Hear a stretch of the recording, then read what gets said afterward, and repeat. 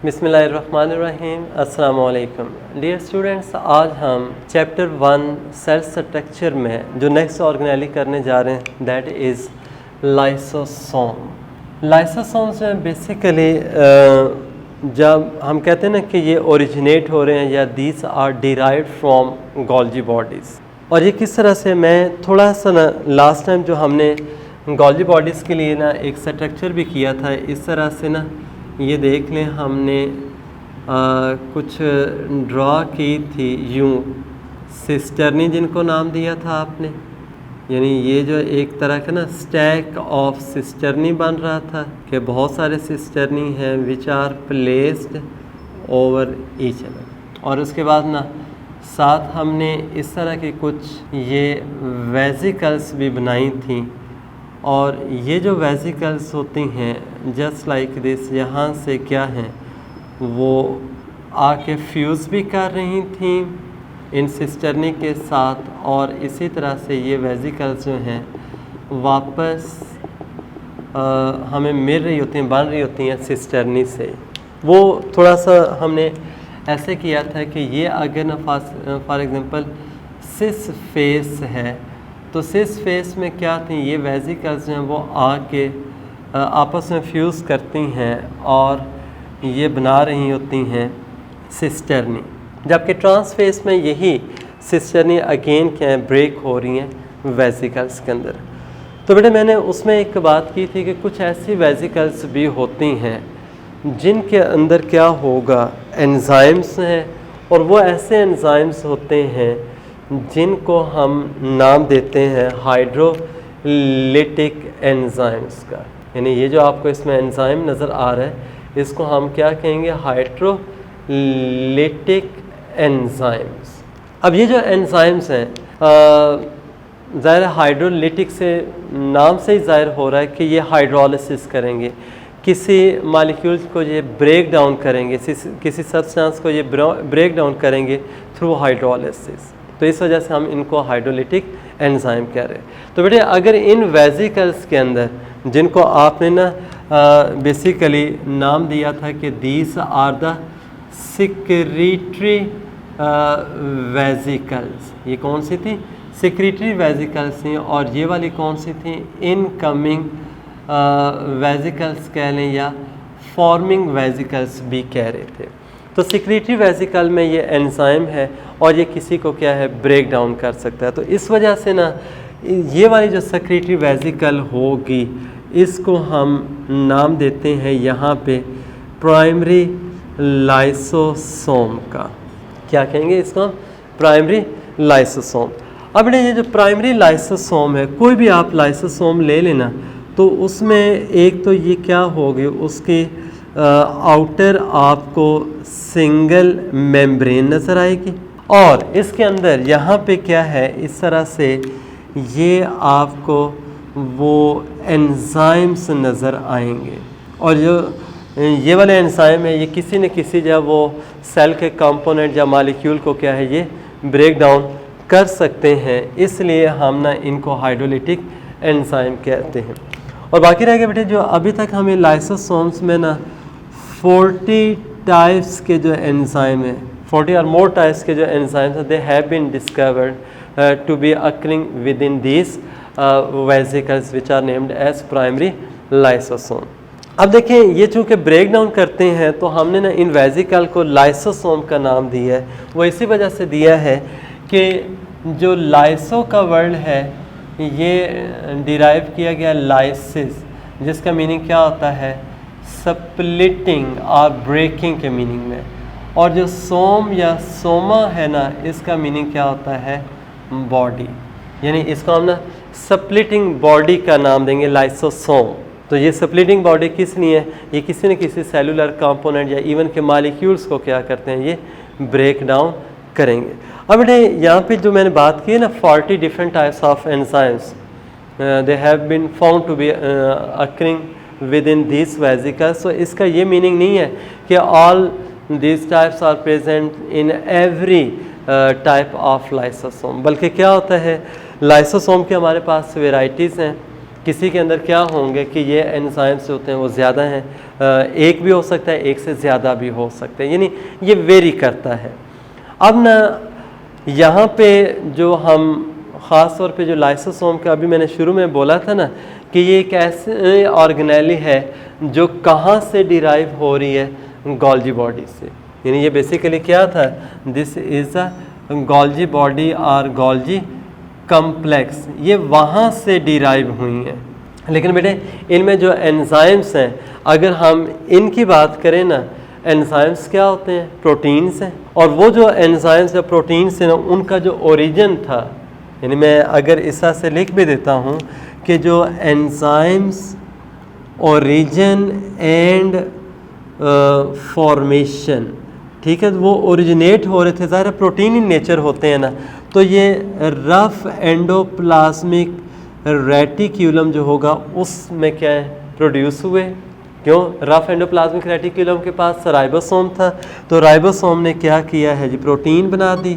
अब वो प्रोटीन जो होती है ना, वो वहाँ से मूव करती हुई आएगी किसके अंदर, SER, स्मूथ एंडोप्लाज्मिक रेटिक्यूलम, और वहाँ से ये फिर क्या होगा, थ्रू गोल्जी कम्प्लेक्स, यानी यहाँ पे मैं ऐसे लिख देता हूँ कि ये जो गोल्जी कम्प्लेक्स है या गोल्जी बॉडीज में से पास ऑन होते हुए यही वाली जो वेसिकल होगी वो कन्वर्ट हो जाएगी किस में, लाइसोसोम के अंदर। और लाइसोसोम में क्या होगा, वो जो प्रोटीन थी वो एक ग्लोबुलर प्रोटीन में कन्वर्ट हो गई है। क्यों, प्रोटीन की ना ये डिफरेंट टाइप्स होती हैं, एक शेप के लिहाज से राउंड सी शेप होगी ग्लोबुलर प्रोटीन, और दूसरी वो प्रोटीन्स होती हैं जो लॉन्ग होती हैं, फाइब्रस प्रोटीन्स उनको कहते हैं। तो एंजाइम्स होते हैं ना, ये ग्लोबुलर प्रोटीन के अंदर होगा, और वो जब लाइसोसोम बनता है तो लाइसोसोम के अंदर क्या है, ये आपको एक ग्लोबुलर प्रोटीन मिलेगी जिसको आप क्या नाम देते हैं, शाबाश, एंजाइम का। अब ये जो इस तरह से हमारे पास प्रोटीन्स बनती जा रही हैं, ज़ाहिर है हर एक प्रोटीन दूसरे से डिफरेंट होती है। मिसाल के तौर पे अगर एक प्रोटीन थी जिसने ना एंजाइम बनाया, उसने प्रोटीन को ब्रेक करना है, प्रोटीएज एंजाइम मैं कहूँगा, वो डिफरेंट होगा दूसरे एंजाइम से जिसने क्या लिपिड्स को ब्रेक करना है, उसको मैं लाइपेज कहूँगा। जो कार्बोहाइड्रेट को ब्रेक करेगा वो कार्बोहाइड्रेस कहलाएगा। तो इस तरह से ना ये जितने भी ना प्रोटीन्स हैं, एंजाइम्स होते हैं, वो प्रोटीन इन नेचर हैं, वो रफ एंडोप्लाज्मिक रेटिकुलम में बनेंगे, लेकिन मॉडिफाई होके क्या होते हैं, वो कन्वर्ट हो जाते हैं किस में, एक ग्लोबुलर फॉर्म के अंदर, एक एंजाइम की शेप में। और फिर वो एंजाइम क्या करता है, किसी न किसी एक सेलुलर स्ट्रक्चर को या कंपोनेंट को वो ब्रेक डाउन कर सकता है। अब यहाँ पे ना जिस तरह से ये मैंने लाइसोसोम का और उसको प्राइमरी लाइसोसोम कह दिया, बेटा मैं साथ ही ना थोड़ा सा आपको ये भी बता देता हूँ कि ये अब फंक्शंस क्या करेंगे, बड़े इंपॉर्टेंट हैं इसके फंक्शंस। देखिए अगर ना ये हमारे पास इस तरह से लाइसोसोम बन गया गोल्जी बॉडी से, ये मैं ऐसे कह देता हूँ कि मेरे पास ये क्या थी, प्लाज्मा मेम्ब्रेन। अब देखिए प्लाज्मा मेम्ब्रेन के ऊपर क्या है, इस तरह से आके ना ये एक फूड पार्टिकल क्या है आके जब टच करेगा, और प्लाज्मा मेम्ब्रेन क्या है, इन्वेजिनेट कर रही है। अब ये इन्वेजिनेट करने के बाद क्या होगा कि वही प्लाज्मा मेम्ब्रेन जो है वो एक आप कह सकते हैं सिंगल मेम्ब्रेन बाउंड स्ट्रक्चर बना देगी, जिसके अंदर वो फूड पार्टिकल जो होता है वो बंद हो जाएगा। और बेटे इसको आप नाम देंगे क्या जी, फूड वैक्यूल का। और ये बेटे जब हमने ना एक फैगोसाइटोसिस या एंडोसाइटोसिस पढ़ा था प्लाज्मा मेम्ब्रेन के केस में, ये वही वाला काम हो रहा है कि जिसमें हमने बल्क ट्रांसपोर्ट की बात की थी। कोई भी इस तरह से क्या है, एक लार्ज साइज होता है वो फूड पार्टिकल प्लाज्मा मेम्ब्रेन से टच करेगा, और because of its bigger size it is unable to pass directly through the plasma membrane. तो उसके लिए फिर मैकेनिज्म क्या है, फैगो या एंडोसाइटोसिस कहते हैं। और उसमें क्या होता है, first of all the plasma membrane will invaginate and then will fuse to form a single membrane structure in which that food particle has been enclosed। तो उसको आप फूड वैक्यूल का नाम देंगे। अब इधर से क्या था, ये जो प्राइमरी लाइसोसोम आ रहा है ना, ये प्राइमरी लाइसोसोम उस फूड वैक्यूल के साथ आके यूं, ये देखें यहाँ पे ना टच कर रहा है, और जब ये फूड वैक्यूल के साथ टच करेगा तो अब देखें प्राइमरी लाइसोसोम में क्या था, एंजाइम मौजूद था, और वो कौन से एंजाइम्स थे, जिनको आप हाइड्रोलिटिक एंजाइम्स कहेंगे। अब बेटे होगा ये कि जब ये आपस में फ्यूज़ कर जाएंगे, अब एक सिंगल स्ट्रक्चर बन गया दोनों के फ्यूजन से, और उस सिंगल जो स्ट्रक्चर बना ना उसमें फूड पार्टिकल भी आ गया, उसमें क्या था, एंजाइम भी मौजूद है। अब होगा ये कि ये एंजाइम जो होता है ना उस फूड पार्टिकल को डाइजेस्ट करेगा, डाइजेस्ट भी करता है, और डाइजेस्ट होने के बाद वो फूड पार्टिकल इस तरह से क्या है, वो स्मॉलर मॉलिक्यूल्स कह लें या स्मॉलर पीसेस में जो होता है वो कन्वर्ट हो जाएगा, और उसके बाद क्या है, उसके जितने भी यानी कंपोनेंट थे जो रिक्वायर्ड थे वो एब्जॉर्ब हो जाएंगे, किस में जी, साइटोप्लाज्म के अंदर। किस में वो एब्जॉर्ब हो गए, साइटोप्लाज्म में। यानी दोबारा सुन लें कि इसमें मैंने क्या कहा है कि वो एंजाइम है, और एंजाइम क्या कर रहा है, फूड पार्टिकल को ब्रेक डाउन कर रहा है, और ब्रेक डाउन करते करते जब वो डाइजेस्ट हो जाएगा, यानी यहाँ पे ये क्या हो रही थी, दिस इज़ द डाइजेशन, और डाइजेशन के बाद नेक्स्ट क्या हो गए, ये एब्जॉर्प्शन होगी। अब ना एब्जॉर्ब होने के बाद जो उसके अंदर रिमेनिंग पोर्शन है वो क्या है, अनडाइजेस्टेड फूड रह गया है, या फिर वो जो एंजाइम के मालिक्यूल से वो होंगे। होता ये बेटे देखें, जब ये गोल्जी एपरेटस से ये कंपोनेंट अलग हुआ, हमने इसको प्राइमरी लाइसोसोम का नाम दिया। क्या नाम दे रहे हैं इसको, प्राइमरी लाइसोसोम। और जब प्राइमरी लाइसोसोम जो होता है ना, ये फूड वैक्यूल के साथ कंबाइन करेगा, अब एक नया स्ट्रक्चर बन गया, तो बेटे मैं इसको अब नाम दूंगा कि this is a secondary lysosome. ये क्या हो जाएगा, सेकेंडरी लाइसोसोम हो जाएगा। अब ये जो सेकेंडरी लाइसोसोम है, जिसमें हमने क्या कहा था कि फूड पार्टिकल भी मौजूद है और साथ एंजाइम के मालिक्यूल्स भी हैं, वो उसको ब्रेक और डाइजेस्ट करेंगे।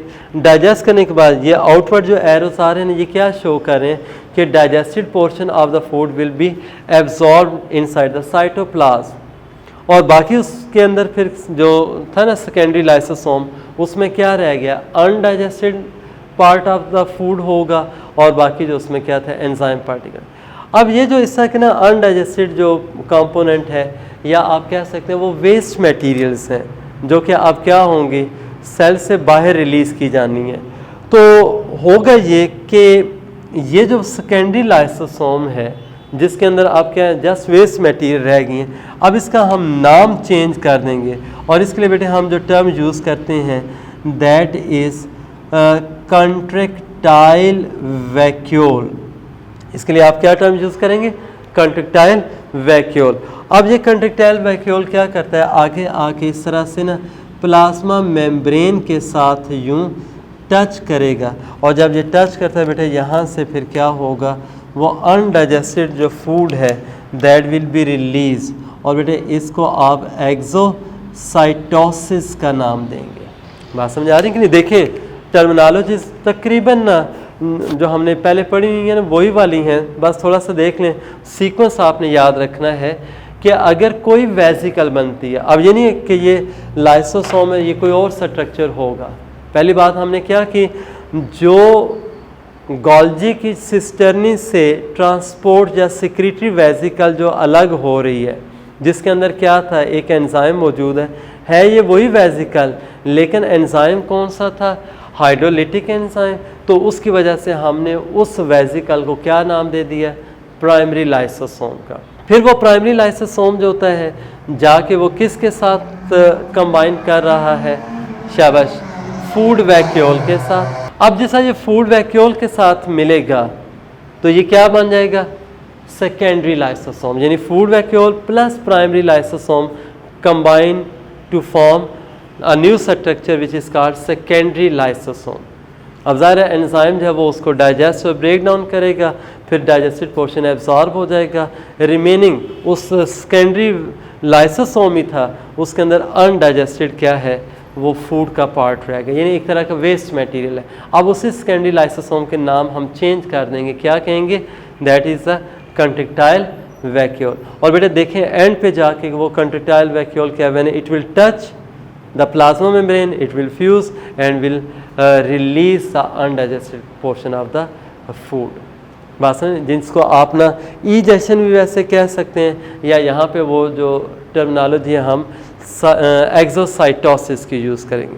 अब बेटा ये जितना भी प्रोसेस हो रहा है ना, ये बेसिकली डाइजेशन का हमें नज़र आ रहा है, लेकिन चूंकि ये लाइसोसोम्स और ये फूड वैक्यूल सारा साइटोप्लाज्म के अंदर मौजूद था, तो ये जो फूड यहाँ पे डाइजेस्ट हुआ ये किस में हुआ है, साइटोप्लाज्म के अंदर विद इन द सेल हो रहा है, इसलिए हम इसको ना इंट्रा सेलुलर डाइजेशन का नाम देते हैं।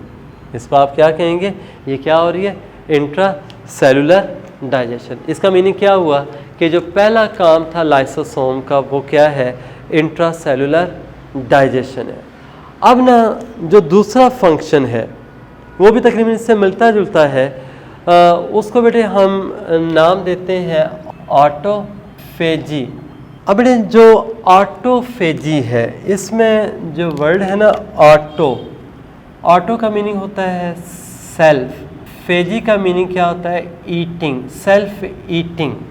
असल में ये कि देखें जो लाइसोसोम्स हैं वो ये नहीं है कि जस्ट फूड को डाइजेस्ट करने में यूज़ होंगे, बाज़ का लाइसोसोम्स ऐसे भी प्रोड्यूस होते हैं कि जो सेल की एक्स्ट्रा ऑर्गेनेलिज होंगी, यानी एक्स्ट्रा ऑर्गेनेलिज भी हो सकती हैं, या इसी तरह से जो डैमेज ऑर्गेनेलिज हैं उनको सेल जो होता है वो रिमूव करना चाह रहा है। अब वो कैसे रिमूव होंगी, लाइसोसोम्स के थ्रू। यानी देखें सेल के अंदर ना बाज़ का ऑर्गेनेलिज होती हैं वो डैमेज हो जाती हैं during the life time of a cell, या फिर इसी तरह से ये भी होता है कि बाज़ का वो ऑर्गेनेलिज होती हैं ना, यानी जब ज़रूरत थी तो सेल ने बहुत ज़्यादा प्रोड्यूस कर ली। मिसाल के तौर पे एक सेल जो है ना जब यंग स्टेज पे था उसने प्रोटीन सेंसिस करनी थी, तो प्रोटीन ज़्यादा से ज़्यादा बनाने के लिए राइबोसोम ज़्यादा चाहिए थे, तो उसने अपने अंदर क्या राइबोसोम्स का नंबर इंक्रीज़ कर लिया। अब जैसा उसके ग्रोथ वगैरह कंप्लीट होगी, सारे फंक्शंस कंप्लीट हो गए, अब वो नॉर्मली सर्वाइव कर रहा है, तो इतनी ज़्यादा प्रोटीन नहीं बनानी, तो राइबोसोम्स तो बहुत सारे पड़े हुए थे। अब उन राइबोसोम्स को क्या है नंबर को डिक्रीज़ करना है, तो कैसे डिक्रीज़ किया जा सकता है, लाइसोसोम के थ्रू। या मैं कहता हूँ कि कोई राइबोसोम है या माइटोकॉन्ड्रिया कोई और भी सेलुलर ऑर्गेनेली हो सकती है, उसको जो है वो सेल ने क्या करना है, डैमेज हो गई और रिमूव करना है। ये एक्स्ट्रा ऑर्गेनेली और डैमेज ऑर्गेनेली दोनों जो है वो लाइसोसोम के थ्रू होंगे, और वो प्रोसेस क्या होगा, ऑटोफेजी। उसमें होता क्या है, देखिए ऐसे ही ये लाइसोसोम होगा, मैं यहाँ पे ड्रॉ भी कर देता हूँ, ये जैसे हमने पहले कहा था ना, ये वो प्राइमरी लाइसोसोम है, और ये देख लें यहाँ पे मैं इस तरह से बना रहा हूँ, ये क्या है जी, वो माइटोकॉन्ड्रियन है। तो ये क्या करेगा, ये सेल लाइसोसोम वो इस माइटोकॉन्ड्रियन को एनगल्फ कर लेगा। अब बेटे जैसा ये एनगल्फ किया ना, ये देखिए माइटोकॉन्ड्रियन को फिर फाइनली उसने क्या किया, ब्रेक डाउन कर दिया। तो बेटे ये चीज़ क्या है, यानी देखें एक सेल अपने ही कंपोनेंट को जब वो खा रहा है, उसको ब्रेक डाउन कर रहा है, डाइजेस्ट कर रहा है, तो this is called as autophagy. अब जैसा ये ऑटोफेजी हो रही है ना, या सेल्फ ईटिंग, तो ये वाले जो लाइसोसोम्स होंगे, याद रखें ये कोई और चीज़ नहीं है, ये लाइसोसोम ही है, लेकिन बेटा हम इसको ना ऑटोफैगोसोम का नाम देते हैं। इसको हम क्या कहेंगे कि ये क्या है, ऑटोफैगोसोम, यानी उसी लाइसोसोम का ना ऑटोफेजी की वजह से हमने क्या किया है, नाम चेंज कर दिया, ऑटोफैगोसोम रखा। फिर उसके बाद दूसरा देखें, एक आ जाता है ऑटोलाइसिस। क्या होता है जी, ऑटोलाइसिस। अगेन देखें ऑटो का मीनिंग क्या है, सेल्फ, और लाइसिस का मीनिंग क्या होता है, स्प्लिट या ब्रेक डाउन के मीनिंग में आएगा। तो देखें सेल्फ स्प्लिटिंग या सेल्फ ब्रेकिंग, यानी इसका मीनिंग क्या है कि एक जो सेल है वो अपने आप को क्या कर रहा है, ब्रेक डाउन कर रहा है। और ये ब्रेकिंग कब होगी, बिल्कुल आसान सी बात बेटे, देखें जब हम कहते हैं ना सेक्सुअल रिप्रोडक्शन होती है उसमें एग और स्पर्म मिलेंगे, जाइगोट बनता है, एक सिंगल सेल है। जाइगोट बार बार माइटोसिस के थ्रू डिवाइड करता जाएगा और इस तरह से एक मल्टी सेलुलर कंप्लीट बॉडी बना देता है, किसी भी एनिमल की, प्लांट की या इवन के ह्यूमन बीइंग की। अब देखें जब बॉडी बनती है तो हर एक बॉडी पार्ट या उसके अपनी एक शेप, स्ट्रक्चर और साइज़ है। अब वो एक शेप या स्ट्रक्चर या साइज़ जो होता है ना, उसी सूरत में बनेगा जब जो सेल्स की डिवीजन हो रही है, नए सेल्स बन रहे हैं, वो कंट्रोल्ड मैनर में होंगे। जब वो क्या होंगे? कंट्रोल्ड मैनर में होंगे। अगर बेटे क्या है, जो सेल डिवीजन है वो कंट्रोल्ड मैनर में ना हो तो एक नॉर्मल शेप की बॉडी या बॉडी पार्ट्स नहीं बनेंगे। तो इसका मीनिंग क्या है? एक बॉडी बनाते हुए जो सेल की प्रोडक्शन हो रही है या नए सेल्स बन रहे हैं, वो एक आप कह सकते हैं एक प्रोग्राम के साथ बनते हैं, वो कंट्रोल्ड मैनर में बनेंगे।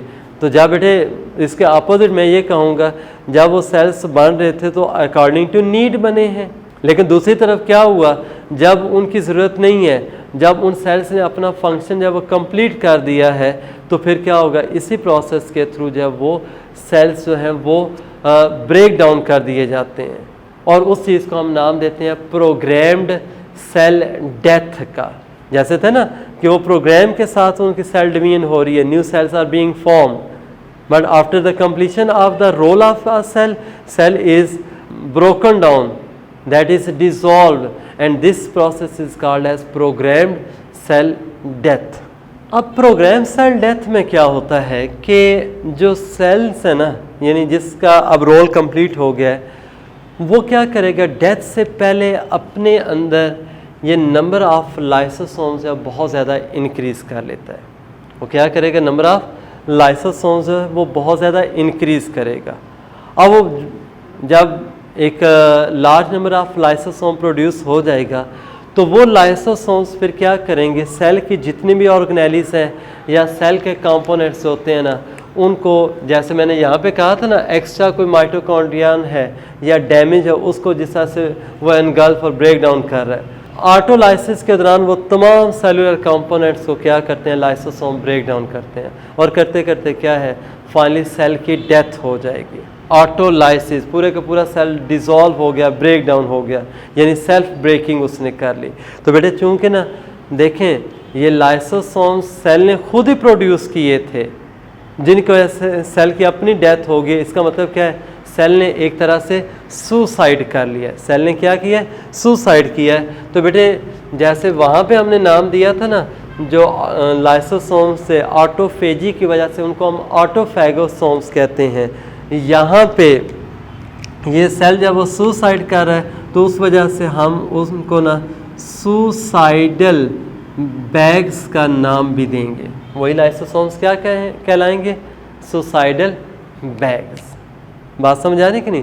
फिर बेटे इसमें ना ये जो ऑटोलाइसिस में या जिसमें वो सुसाइड कर रहा है, एक एग्जांपल आपको दे देता हूँ। देखें आपने एक सुना भी होगा कि जैसा एक फ्रॉग जो है रिप्रोड्यूस करेगा तो रिप्रोडक्शन के दौरान एक लार्वा बनता है जिसको हम टैडपोल लार्वा का नाम देते हैं। और टैडपोल लार्वा में इस तरह से टेल होती है, गिल्स होंगी, बाद में गिल्स ख़त्म हो जाती हैं, टेल रिमूव हो जाएगी, लेग्स बन जाती हैं और एक लार्वा एडल्ट फ्रॉग के अंदर चेंज हो जाता है। अब देखें जब लेग्स बन जाएंगी ना, हम कहते हैं टेल रिमूव होगी। भाई टेल कैसे रिमूव होती है? याद रखें जो टेल जो थी ना बेस पे, जहाँ पे बॉडी के साथ अटैच थी ना, तो वो बेस के ऊपर जो सेल्स होते हैं इसी तरह से ऑटोलाइसिस के थ्रू उनकी डेथ हो जाएगी और वो वहाँ से क्या है, रिमूव हो जाती है। बात समझ आ रही कि नहीं? तो ये क्या था, ये जैसा रिमूव हो रहा था ना, ये बेसिकली ये प्रोसेस है। मैं यहाँ पे नाम भी लिख देता हूँ। इस प्रोसेस को बेटे हम मेटामॉर्फोसिस कहते हैं। इसको आप क्या कहेंगे, मेटामॉर्फोसिस। तो मेटामॉर्फोसिस के थ्रू क्या हुआ, टेल रिमूव होगी, एक जो लार्वा होगा वो एडल्ट में चेंज हो जाएगा। एक्चुअल जब थे वो टेल की रिमूवल में लाइसोसोम से इन्वॉल्व है, यानी मेटामॉर्फोसिस में लाइसोसोम हेल्प कर रहे थे, लेकिन वहाँ पे वो प्रोसीजर या स्टेप कौन सा था, ऑटोलाइसिस। बात क्लियर होगी? इसी तरह बेटा एक और एग्जांपल दे देता हूँ। देखें जैसा इंसान जो है ना उसकी डेवलपमेंट हो रही होती है, फॉर्मेशन होती है, तो जो फिंगर्स हैं ये शुरू में अटैच होती हैं, बीच में एक मेम्ब्रेन होती है। अब जैसे जैसे ना बॉडी कंप्लीशन की तरफ जाएगी वो मेम्ब्रेन डिसॉल्व हो जाती है, फिंगर्स होती हैं एक दूसरे से अलग हो जाएंगी। भाई वो जो मेम्ब्रेन थी वो सेल्स की बनी हुई थी, ठीक है। अब ना जैसा वो फिंगर्स एक दूसरे से अलग करनी होती हैं तो उन सेल की क्या डेथ हो जाएगी, यानी ऑटोलाइसिस हो जाएगी। बातें क्लियर होगी। अब बेटे लास्ट में आ जाता है यहाँ पे लाइसोसोमल स्टोरेज डिजीजेस। देखिए बेटे बिल्कुल एक आसान सी बात कि लाइसोसोमल जो डिजीज़ या प्रॉब्लम है ना वो उस वजह से आती है कि एक लाइसोसोम जिस मॉलिक्यूल को ब्रेक डाउन करने के लिए बना है वो उसको ब्रेक ना कर पाए। भाई देखें जब भी लाइसोसोम ब्रेक करता है तो ब्रेक किसके साथ करेगा, जो उसके अंदर एंजाइम था। तो इसका मीनिंग क्या हुआ, अगर एक लाइसोसोम जो है ना, if we say that is unable to break down a particular type of molecule, it means lysosome has a defective enzyme। देखिए लाइसोसोम नॉर्मली क्या है, उस मॉलिक्यूल को ब्रेक करता है, वो सेलुलर कंपोनेंट को ब्रेक कर रहा है। अगर वो ब्रेक नहीं कर रहा इसका मतलब क्या, वो लाइसोसोम जब वो प्रॉपर नहीं है, उसमें कोई डिफेक्ट है, तो हम फ़ौरन देखते हैं भाई ब्रेकिंग होती किस वजह से, एंजाइम की वजह से। तो इसका मीनिंग क्या है, उसके अंदर एंजाइम जो है वो क्या है, डिफेक्टिव है। अच्छा बेटे इसमें ना एक प्रॉब्लम याद रखिएगा जो डिफेक्टिव एंजाइम के लिहाज से आती है ना, वो आपने मैट्रिक लेवल पे पढ़ा था कि जब हम डीएनए से बनाते हैं क्या मैसेंजर आरएनए, और मैसेंजर आरएनए से हम क्या बनाएंगे, प्रोटीन। वो प्रोटीन जो होता है वो असल में क्या है, एंजाइम है। तो देखें जो पहला स्टेप था ना जिसमें डीएनए से आपने मैसेंजर आरएनए बनाया है, इसको आप नाम देते हैं क्या जी, ट्रांसक्रिप्शन का, और दूसरा जो होगा वो क्या है, ट्रांसलेशन, जिसमें आप उससे प्रोटीन बनाते हैं। ये हम राइबोसोम वाले टॉपिक में कर चुके हैं। अब आप खुद सोचें अगर डीएनए में प्रॉब्लम है, डीएनए में कोई जो थी म्यूटेशन हो गई, तो उसके साथ क्या मैसेंजर आरएनए भी नॉर्मल नहीं बनेगा। अगर मैसेंजर आरएनए नॉर्मल नहीं है तो प्रोटीन भी नॉर्मल नहीं बनेगी। अगर उस प्रोटीन से हमने एंजाइम बनाना था तो इसका मतलब क्या है, डीएनए पे प्रॉब्लम आई थी, तो फाइनली जो एंजाइम बना है वो भी क्या है, नॉर्मल नहीं है, या तो वो बन ही नहीं सकता, यानी टोटली एब्सेंट हो जाएगा, और अगर बनेगा भी तो वो एंजाइम क्या होगा, डिफेक्टिव एंजाइम। तो बेटा एक याद रखिएगा, जब हम एक एंजाइम बनाते हैं वो डीएनए से बनता है, और कोई भी इंडिविजुअल है वो जो डीएनए लेगा वो अपने क्या पेरेंट्स से लेता है। यानी आप देखें ना, पेरेंट्स से डीएनए आ रहा है, बेशक डीएनए में डिफेक्ट था, लेकिन भाई स्टार्ट तो क्या था, वो जो उसमें डिफेक्ट बॉडी के अंदर आया वो बाय बर्थ हुआ है। आपकी बुक में ना उसने इन डिजीज़ के लिहाज से एक टर्म यूज़ की है, ये कौन सी हैं जी, दिस आर कॉन्जेनिटल डिजीज़।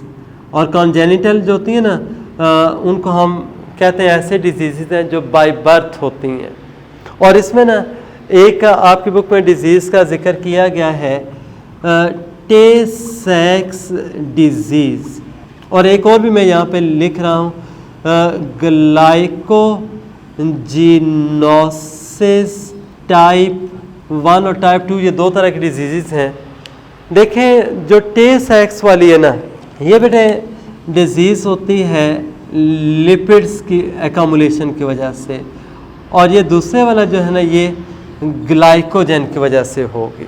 अब होता क्या है कि देखें टे-सेक्स डिजीज़ में क्या होगा, लाइसोसोम्स बनते हैं, और उन लाइसोसोम्स में जो एंजाइम होगा ना वो ऐसा होता है जो लिपिड के मॉलिक्यूल को ब्रेक डाउन नहीं कर सकता। अब एक सेल को ज़रूरत है, वो लिपिड्स को ब्रेक करना चाह रहा है, और लिपिड्स हैं उस सेल के अंदर स्टोर्ड फॉर्म में अवेलेबल भी हैं, लेकिन हम ये कहते हैं बिकॉज ऑफ डिफेक्टिव एंजाइम और नो एंजाइम और defective lysosome, that body or that cell is unable to break the lipids। अब देखें वो स्टोर्ड फॉर्म में था, लेकिन एंजाइम के डिफेक्ट की वजह से उसने वो स्टोरेज लिपिड जो प्रोडक्ट थी उसको यूज़ नहीं कर पाया, तो ये क्या है, एक तरह की स्टोरेज डिजीज़ है। और ग्लाइकोजिनोसिस टाइप 2 में भी क्या होगा, हमारा जो लिवर होता है, हमारे मसल्स हैं, इनके अंदर ग्लाइकोजन बज़ाहिर नज़र आ रही होती है, मौजूद होती है, लेकिन वो जो ग्लाइकोजन को ब्रेक डाउन करने वाला एंजाइम है या तो एब्सेंट होता है या डिफेक्टिव हो। तो अब ये स्टोरेज डिजीज़ इसलिए होते हैं कि सेल ने उन प्रोडक्ट्स को स्टोर करके रखा हुआ है लेकिन उनको यूटिलाइज़ नहीं कर पा रहा। लेकिन बेटे जैसे आपकी बुक में टे-साक्स डिजीज़ है ना, उसमें क्या होगा, हमारे ब्रेन के सेल्स में जब लिपिड्स ज़्यादा हो जाएंगे तो ये जो है ना वो ब्रेन के लिहाज से क्या है, हम कहते हैं डैमेजिंग है। तो इसके साथ ना यानी टे-साक्स डिजीज़ में जो मेंटल एक्टिविटीज़ होती हैं वो स्लो डाउन हो जाती हैं और इस तरह से ना उसका मेंटल रिटार्डेशन कहते हैं। रिटार्ड का मीनिंग स्लो डाउन होता है, मेंटल रिटार्डेशन हो जाएगी और इवन के क्या उस पर्सन की डेथ भी हो सकती है। मेरे ख्याल में यहाँ तक ये बातें समझ आ गई होंगी कि किस तरह से क्या था, जो लाइसोसोम्स हैं वो एक वैरायटी ऑफ फंक्शंस कर रहे हैं, जिसमें मेजर फंक्शन कौन से थे, intracellular digestion, autophagy and autolysis. बात कर ये जो 3 टर्म्स मैंने लिखी है ना, ये भी शॉर्ट क्वेश्चन में भी आ सकती है, या एक शॉर्ट क्वेश्चन यूँ भी बन सकता है कि what is the difference between autophagy and autolysis. तो बेटे ये सारी बातें आपको पता होनी चाहिए। होपफुली ये टॉपिक अभी समझ आ गया होगा। बाकी इंशाल्लाह हम जैसे अभी हमने किया था ना, ये प्राइमरी लाइसोसोम बना है, तो इसी तरह से ना 2 और स्ट्रक्चर या ऑर्गेनेलिस हैं, पैराऑक्सीसोम एंड ग्लाइऑक्सीसोम, वो भी गोल्जी एपरेटस से ही ओरिजिनेट होंगी, यही वाली वेसिकल्स होती हैं, लेकिन उनका थोड़ा सा फंक्शन और एंजाइम्स डिफरेंट होते हैं। वो इंशाल्लाह हम नेक्स्ट टाइम डिस्कस करेंगे। इजाज़त दीजिए जी, थैंक्स वेरी मच एंड अल्लाह हाफिज़।